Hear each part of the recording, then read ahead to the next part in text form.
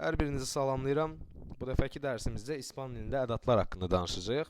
Əgər bütün videoları izləyib bu dərsə gəlmisinizsə, yəni ilk bu videodan başlamamısınızsa izləməyə, o zaman sizi təbrik eləmək istəyirəm. Çünki artıq ilkin səviyyəni keçmişik.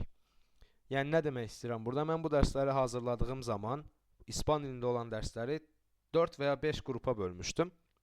Və ilkin səviyyə artıq bitib, yəni ilkin səviyyəni öyrənmişik və indi orta səviyyəyə keçmişik. Belə, bu dəfə ədadlar haqqında danışacağım qeyd etdiyim kimi.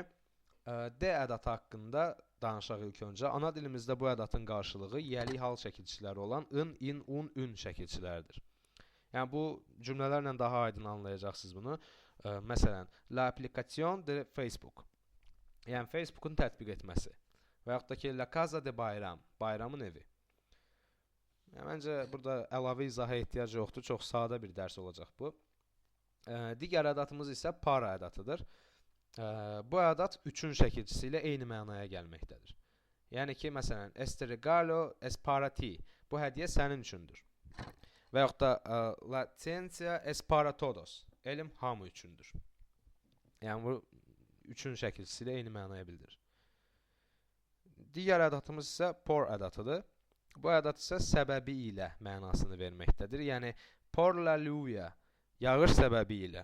Yəni belə yağış səbəbi ilə mən gələ bilmədim cümləsində bundan istifadə edirik məsələn. Və yaxud da ki, por los precios, qiymətlər səbəbi ilə. Digər ədatımız isə hay ədatıdır. Bu ədat isə nəyinsə mövcud olduğunu bildirmək üçün istifadə edilir. Məsələn, hay un libro, bir kitab mövcuddur. Yəni burada bir kitab mövcuddur artıq, var. Və yaxud da ki, hay una casa, Yapon dilinə oxşadı. Hay una casa, yəni bir ev mövcuddur. Üzr istəyirəm səhvə görə, hər nəysə. Və son olaraq N ədatı haqqında danışacağıq. Bu ədatın mənası isə da-də şəkilçiləri eyni mənanı daşıyır. Yəni en la libreria, kitab mağazasında. Yəni bu dəfəki dərsimiz belə qısa çəkəcək. İndi bunun ardınca digər dərsi də mən hazırlayıb kanala əlavə edəcəm.